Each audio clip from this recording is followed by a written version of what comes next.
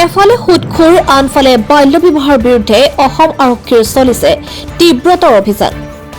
আকৌ এবাৰ গোলকগঞ্জ আৰক্ষীৰ অভিযান বিবাহস্থলীতে আটক কৰিলে দৰা কইনা সহ অভিভাৱকৰ লগতে কাজিক। দৰাজন আছিল 2 সন্তানৰ পিতৃ।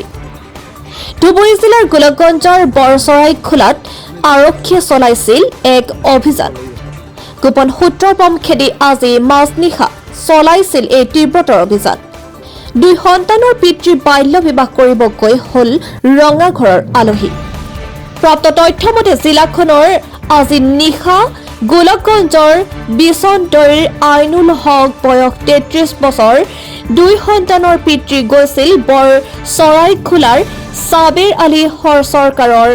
প্ৰাপ্ত তথ্য মতে জিলাখনৰ আজি নিশা গোলকগঞ্জৰ বিচনদৈৰ আইনুল হক বয়স 33 বছৰ 2 সন্তানৰ পিতৃ গৈছিল বৰ চৰাইখোলাৰ সাবেৰ আলী চৰকাৰৰ নাবালিকা কন্যাক বিয়া কৰাবলৈ। এই তথ্য গোলকগঞ্জ আৰক্ষীয়ে লাভ কৰি আৰক্ষী থানাৰ ভাৰপ্ৰাপ্ত বিষয়া দেৱজিৎ কলিতাৰ নেতৃত্বত আৰক্ষীৰ এটি দলে তীব্ৰতৰ অভিযান চলাইছিল।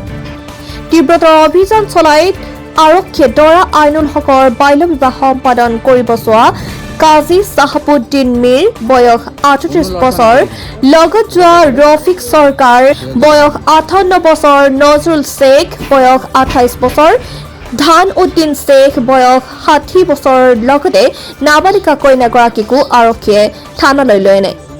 কন্যাগৰাকীক নিশাতেই গৌৰীপুৰৰ নাবালিকাজনীৰ সখীৰ ঘৰত থৈ আহে। উল্লেখ্য যে দৰা আইনুল হক 2 সন্তানৰ পিতৃ আৰু পত্নী পৰপুৰুষৰ লগত পলাই গৈছে। আনহাতে নাবালিকা কন্যাগৰাকীৰ পূৰ্বতে বিবাহ হোৱা। কন্যাগৰাকীৰ 13 বছৰ বয়সতেই এবাৰ বিয়া হৈছিল বুলি বিশেষ সূত্ৰে জানিব পৰা গৈছে।